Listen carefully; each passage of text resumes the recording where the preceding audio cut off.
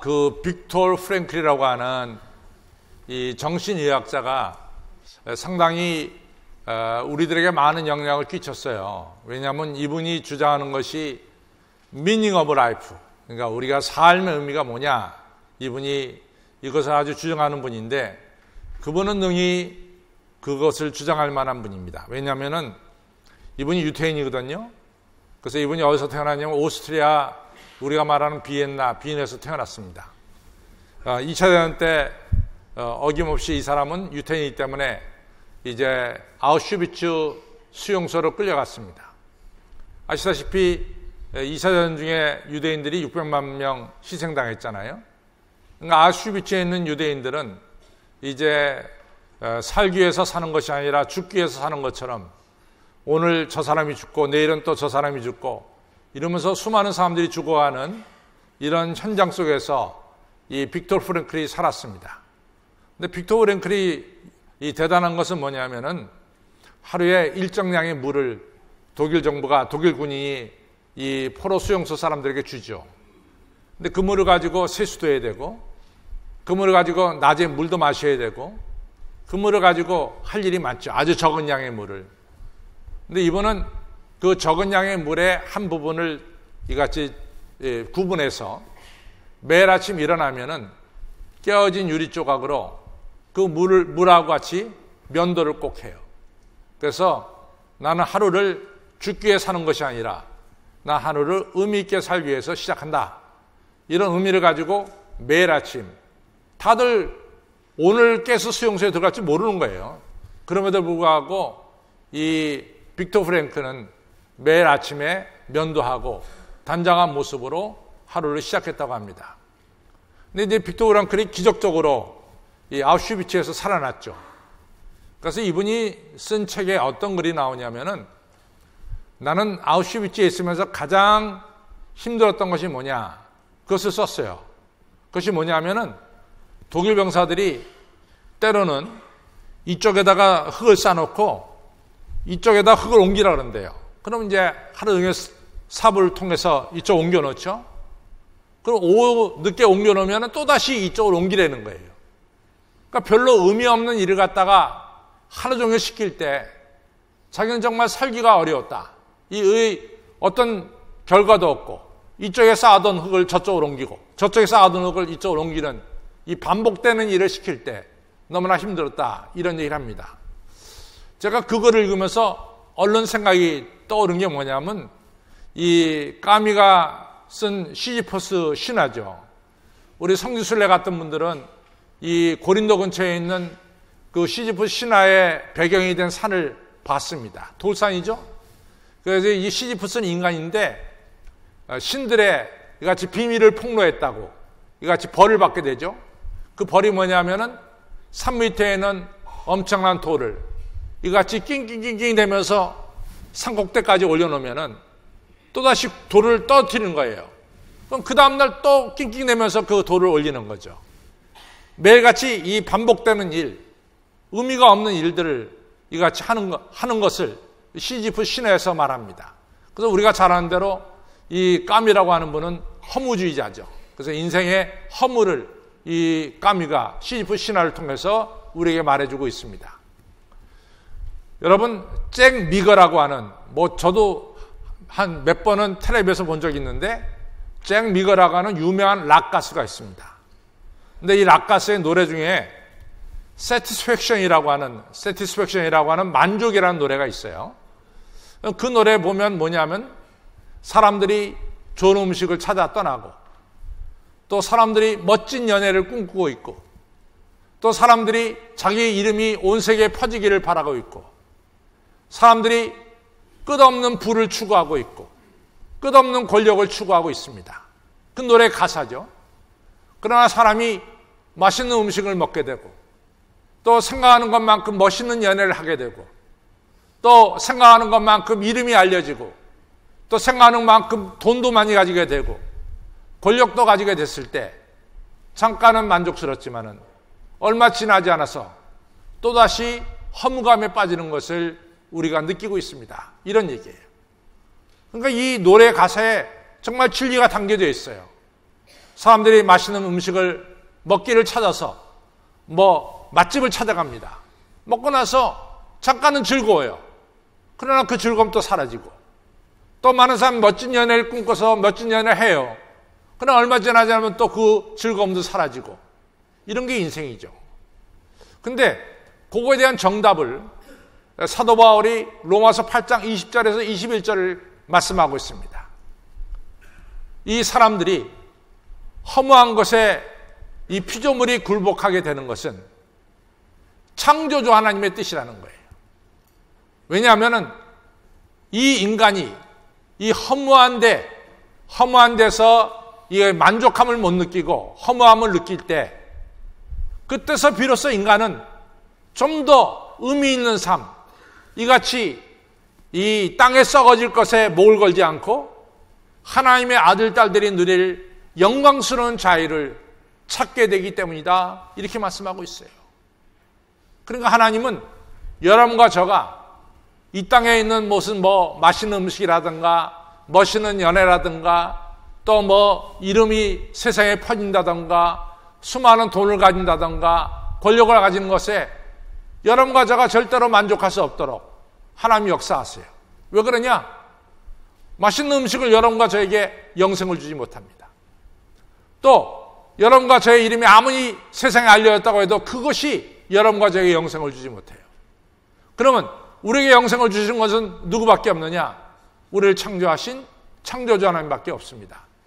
따라서 우리 하나님은 이 세상의 허무한 곳에서 여러분과 저를 이끌어내서 여호와 하나님을 통해서 이같이 기쁨과 만족과 영광 속에 살아가도록 오늘도 역사하고 계심을 로마서 8장 20절 21절에서 말씀하고 있습니다.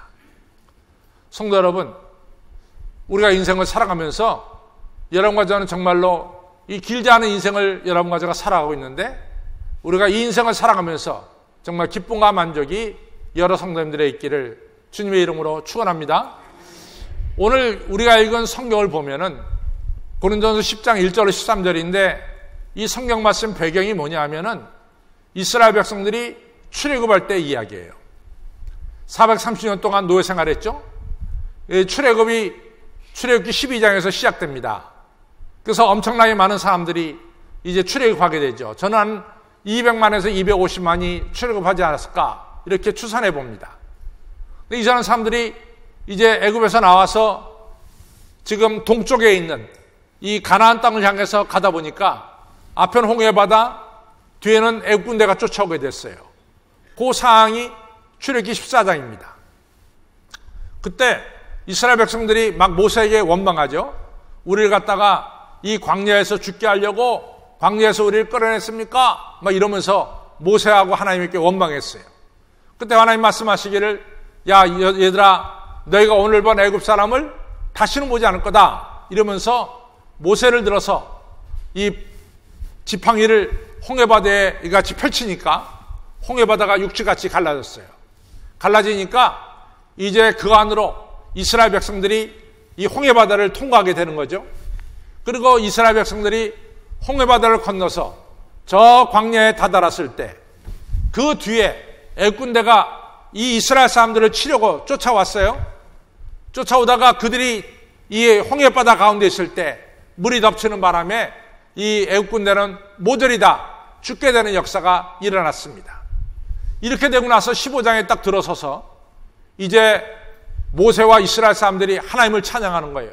우리의 인도자 여호와 하나님, 우리를 지켜주신 여호와 하나님, 이같이 우리를 쫓아온 애굽 군대를 수상시킨 여호와 하나님, 이러면서 찬양하기를 출애굽기 15장 대부분에 모세와 이스라엘 사람의 찬양이 나오죠.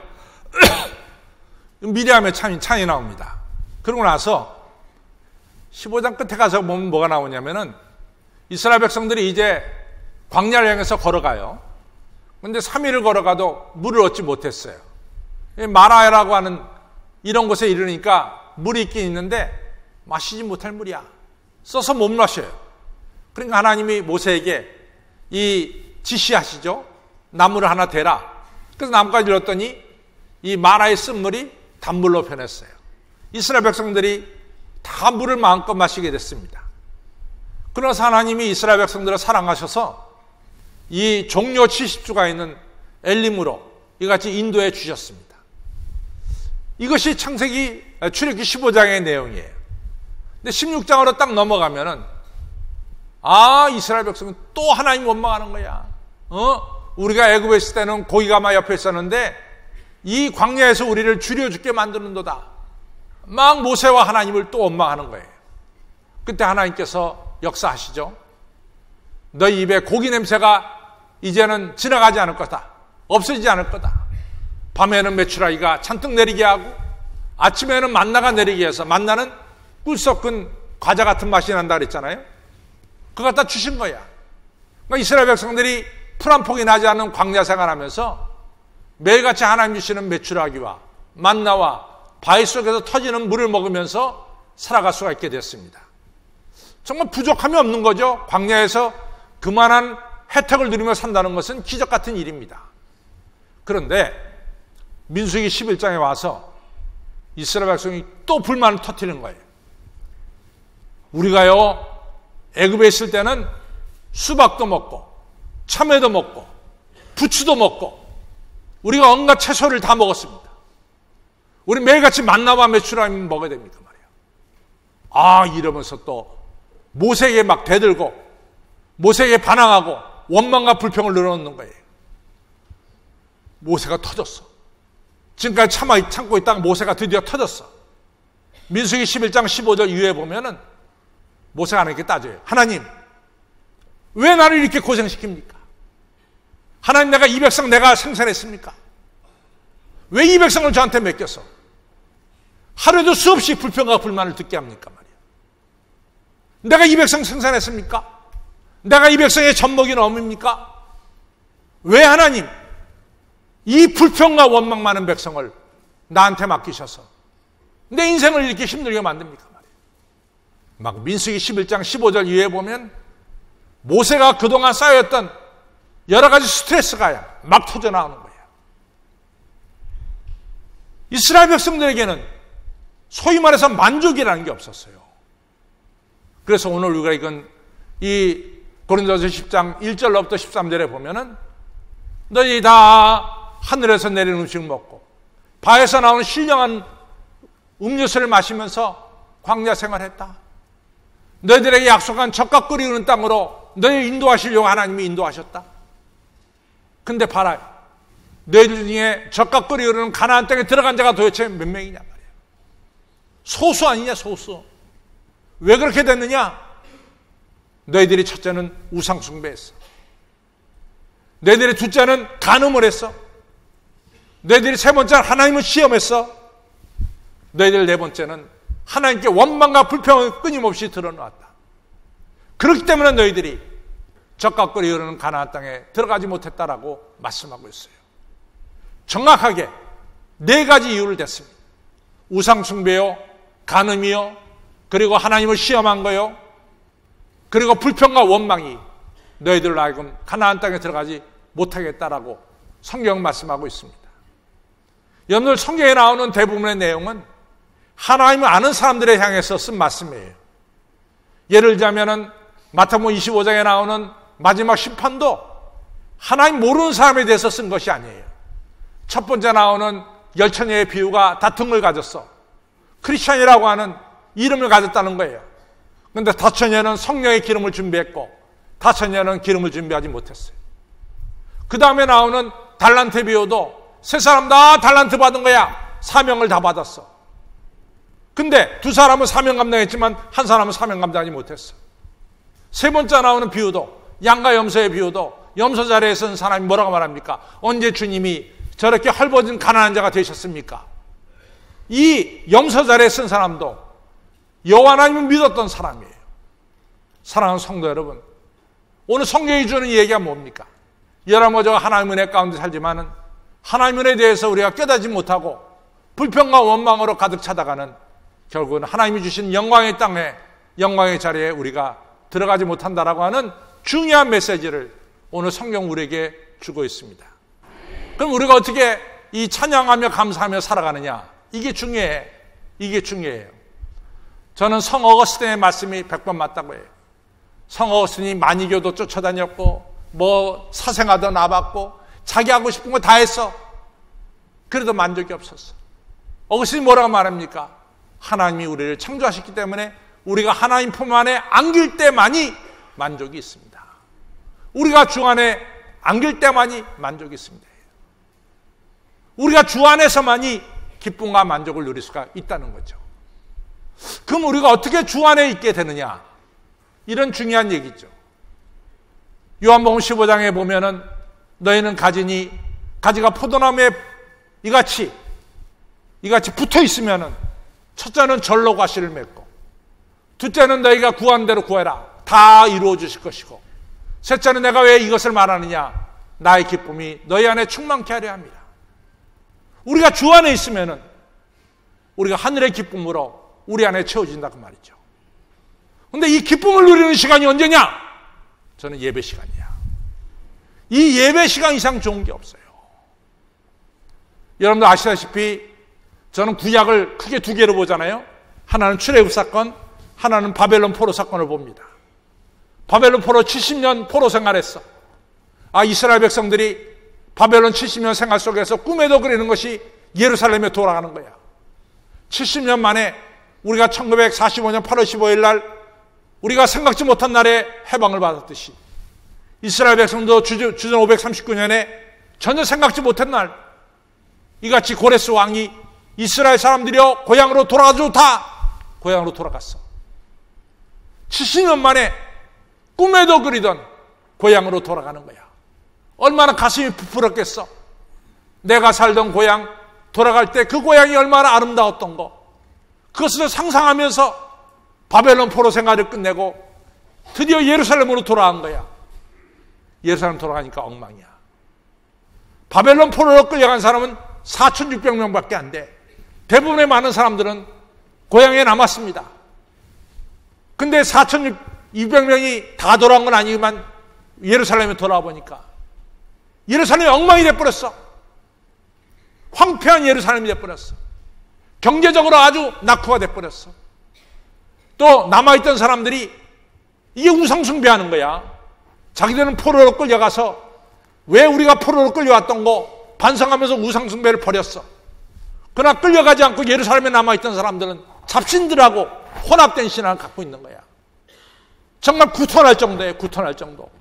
어떻게 하나님을 이방신하고 같이 섬길 수 있는가? 구토할 정도예요. 이 남아있던 사람들이 이 나라 여자 저 나라 여자 막 혼합돼갖고 결혼했어. 이스라엘이라면 정체성이 사라지게 생겼어요. 그리고 돌아와 보니까 그 사람들하고 바벨론 포로로 끌려왔다 돌아온 사람들하고 문화적 차이가 생겼어. 굉장히 어려웠습니다. 바벨론 포로에서 고향으로 들어갈 때는 부푼 꿈을 안고 돌아왔는데 막상 와서 돌아와 보니까 예루살렘은 예루살렘이 아니라 그 말이에요. 옛 백성이 아니더라 그 말이에요. 이런 가운데서 하나님이 이스라엘 백성들에게 주신 말씀이 있습니다. 너희들 예배를 드려라. 형식적인 예배를 드리지 말고 진정으로 신령과 진정으로 예배를 드려라. 이스라엘 백성들이 모여서 예배드리기 시작했습니다. 신령과 진정으로 예배드리기 시작했습니다. 죄가 깨달아지고 회개하게 되고 하나님의 용서가 이루어지게 되고 그랬더니 하나님의 영광이 온 백성들에게 충만하게 임하는 놀라운 기적 같은 역사가 일어났습니다. 여러분과 저가 언제 하나님 품에 안겨요? 이 예배 시간이야. 이 예배 시간만큼 중요한 시간이 없어. 이 예배 시간은 내가 주님의 품 안에 안기는 거야. 주님이 내가 되고 내가 주님이 되는 주님과 하나 되는 역사가 이 예배 시간이야. 이 얼마나 중요한 시간인지 몰라. 사랑하는 성도 여러분, 이 예배 시간에 주님과 하나 되는 역사가 여러분들의 있기를 바랍니다. 주님의 사랑을 느끼시길 바랍니다. 예수 사랑하심은 얼마나 그 귀한 말씀이야. 나 사랑하심, 나 사랑하심. 이 예배 시간에 예수님 사랑하시는 것을 여러분들 느끼시길 바랍니다. 두 번째로 중요한 게 뭐냐? 우리가 얼마나 감사한 일이 많은지 몰라. 사소한 일에도 감사하시기 바랍니다. 또 여러분과 제가 뭐요? 오늘 이 생명이 있잖아. 어느 목사님, 아버지가 얘기하는 건데, 자기 아내가 첫째 아들 갖다 순산했어요. 근데 둘째 낳는데 이제 순산하는 해산하는 방에 들어갔는데 이 아버지는 자기 아내가 첫째를 순산했으니까 둘째도 순순히 나올 줄 알고 생각하고 별로 긴장하지 않고 첫 번째 아이 낳을 때는 좀 긴장했대요. 두 번째 아이 낳을 때는 이제 두 번째 아이 잘 낳을 줄 알고 아기 받는 방에 들어갔어. 또 산부인과 의사 선생님도 아주 그냥 여유만만하게 애를 잘 받을 준비를 하고 들어갔어요. 근데 아기가 나오는데 갑작스럽게 의사 선생님 얼굴이 바뀌는 거야. 아주 바뀌고 땀을 줄줄줄 흘려. 아내는 죽겠다고 소리쳐. 가만히 보니까 이 탯줄이 아기 목에 감긴 거야. 애가 그냥 파랗게 실린 거야. 목에 감기니까. 그러니까 그냥 이 베테랑 의사 선생님도 그냥 당황하게 되는 거지. 이 잘못하면 애 죽는 거 아니야. 그래야 그냥 이 의사 선생님이 땀을 찔찔찔 하면서 드디어 애를 받아갖고 탯줄을 끊었어. 그러니까 애가 얼굴에 생기가 도는 거야. 그 다음부터 그 아빠가 하는 말이 목사님 1000번 감사 만번 감사합니다 그래. 왜? 내가 살아있는 게 감사합니다. 그는 자기 아들이 죽고 사는 것을 현장에서 목격했어. 감사한 거예요. 아멘. 우리 한신필 아멘. 제가 오니까 지겹지. 잠깐 물어봐서 앞으로 더 물어볼 거야. 여러분들 우리가 살아있는 게 감사합니다. 또 한번 감사합시다. 살아있음에 감사합니다.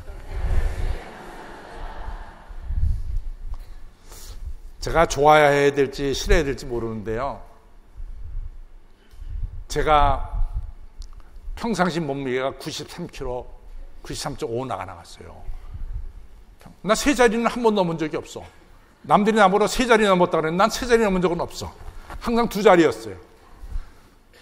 믿으십니까? 두 자리였어요.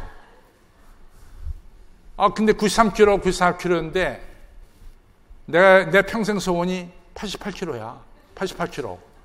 88kg가 내 평생 소원인데 이게 도대체 안 내려가. 올라가면 올라갔지. 근데 제가 한번 아프리카 갔다 왔을 때 몹시 알았을 때 88로 떨어진 적이 있어. 근데 또다시 살이 찌더니 다시 원상복구한 거예요. 93으로. 근데 요즘 제가 88로 떨어졌어요. 근데 이게 좋아해야 되는지 나빠야 되는지 모르겠어요. 정말입니다. 이게 너무 급속하게 떨어지는 거야. 그래서 내가 아침에 했더니 목사님 젊어 보여서 좋습니다 그래. 그러니까 좋은 건지 나쁜 건지 모르겠어요. 나 하나님 나라 빨리 갈는지 그것도 잘 모르겠고. 하여튼 여러분들 오늘 살아있음에 감사하시기 바랍니다. 살아있음에 감사하시기 바랍니다. 제가요 또 감사한 것은 우리 한식교회가 너무 좋아. 우리 한식교회가 너무 좋아. 사실은 시애틀 연합장로교회도 잘 졌어요. 한장로님 잘 졌습니다. 체육관도 잘 졌고. 근데 예배당이 이렇게 크면서도 아늑하면서도 큰 예배당은 나 별로 못 봤어. 우리 한식교회가 오면은 아늑하고 커. 그리고 방송이 잘 돼. 왜 웃어요? 실제로 그렇대도. 좋은 걸 잘 모르시네, 여러분들이. 여러분들 한식교회 교인 된 것을 감사하시기 바랍니다. 따져보면 감사할 게 너무 많아. 그렇죠? 여러분들 짧은 인생 살아가는 동안 불평 원망하지 마시고, 불평하다가는 하늘나라 못 가. 원망하다 하늘나라 못 가는 거야.